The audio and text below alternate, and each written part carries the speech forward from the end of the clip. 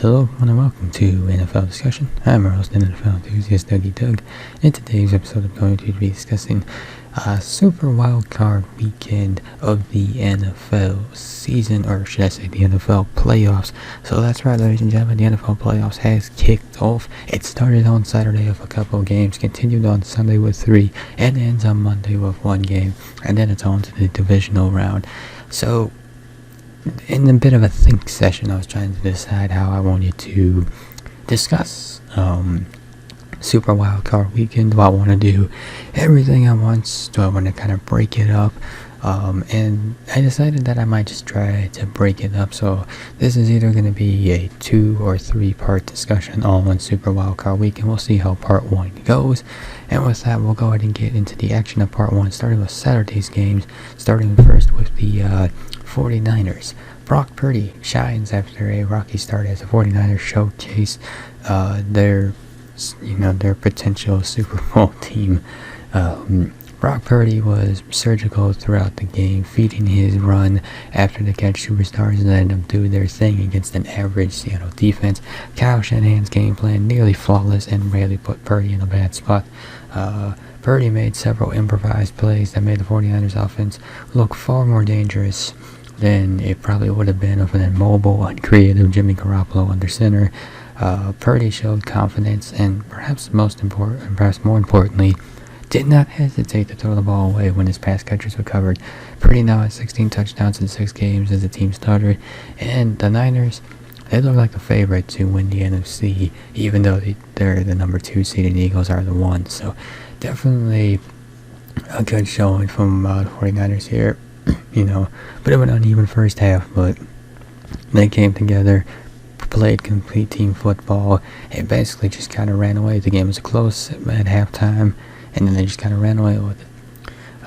As for the Seahawks, well, their surprising 2022 season is over, but, the stage for their offseason is certainly, it's going to be an intriguing offseason. The stage is set for an intriguing offseason for the Seahawks. So, in this game, the Seahawks were bound and determined to stick with their hyper-conservative offensive approach that included interior rushing plays on 3rd and short against a brick wall 49ers run defense.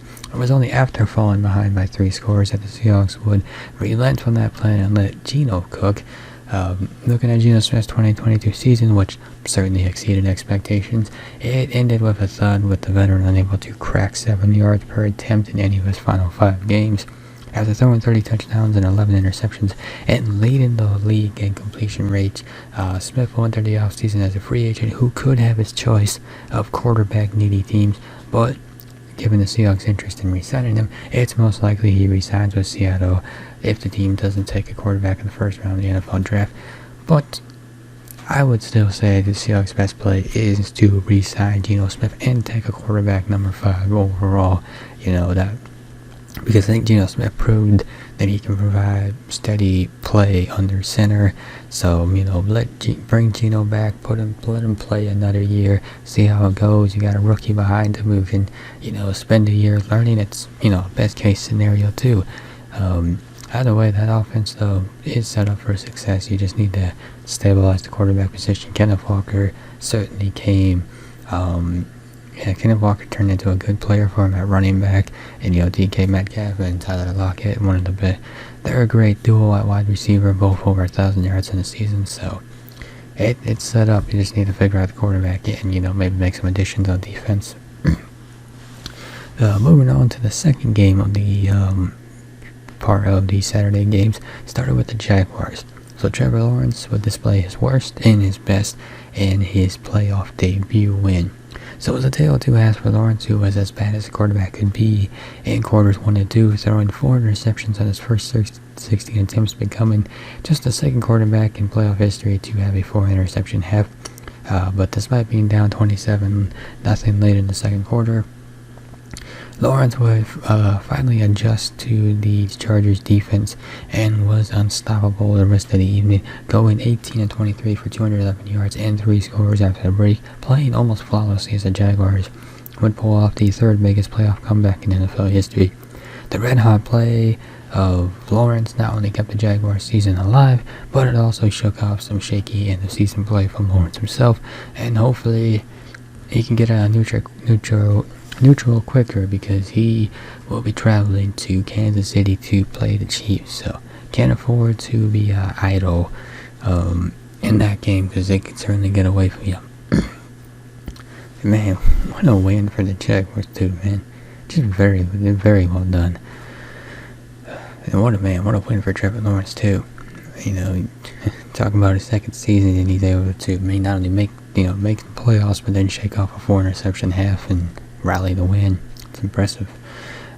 Chargers. So, one and done in the postseason, but I think their performance in the postseason, well, it might raise some question marks about the future of Brandon Staley. So, unfortunately for the Chargers, this one will go down in history. They were up 27-0 in the second quarter after Trevor Lawrence threw not 1, not 2, not 3, but 4 first half interceptions, and then somehow the Chargers forgot how to play football in the second half. They were entirely one-dimensional with their short passing attack that was not boosted by a deep game or a rushing threat, and the Chargers, their drives kept stalling as Doug Peterson would adjust to Brandon Staley's defense. As the Jags kept marching down the field, the Chargers' primary means of second half ball movement was Jaguars penalties. So ultimately what resulted was the pinnacle of the Chargers' broken 2022 offensive approach, and a reminder of just how important Mike Williams' deep game is to the offense. Williams, unfortunately, not available for this game after Staley played him in Week 18, and then he got injured, Week 18 being a meaningless game for the Chargers. So, brutal night for Herbert in his first playoff game, though I think it's safe to say he was not the issue in this game, even if he should have been a much bigger part of the second half solution. Now, talking about Brandon Staley's future, there is a very real chance that Staley and or his OC Joe Lombardi are let go in the next 48 hours, and Herbert has a new head coach and or a new offensive coordinator after his try and rib injury marred 2022 season. So really all Justin Herbert did was continue to solidify himself as, I'd say, probably top 5. I think he solidified himself as the number 5 quarterback in the AFC. I think if you were to do an AFC hierarchy ranking of quarterbacks, for me, it'd be Joe Burrow number 1, Patrick Mahomes number 2, Josh Allen number 3, and Trevor Lawrence number 4, and Justin Herbert number 5.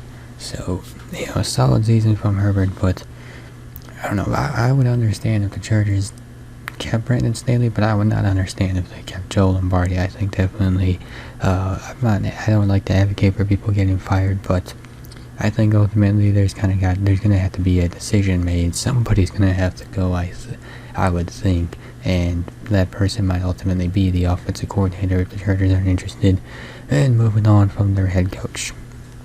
One or two things will likely happen, and with that, we'll go ahead and wrap up part 1 of the Super Wild Card discussion, and I'll be back with part 2, and if you enjoyed part 1, be sure to hit that like button down below.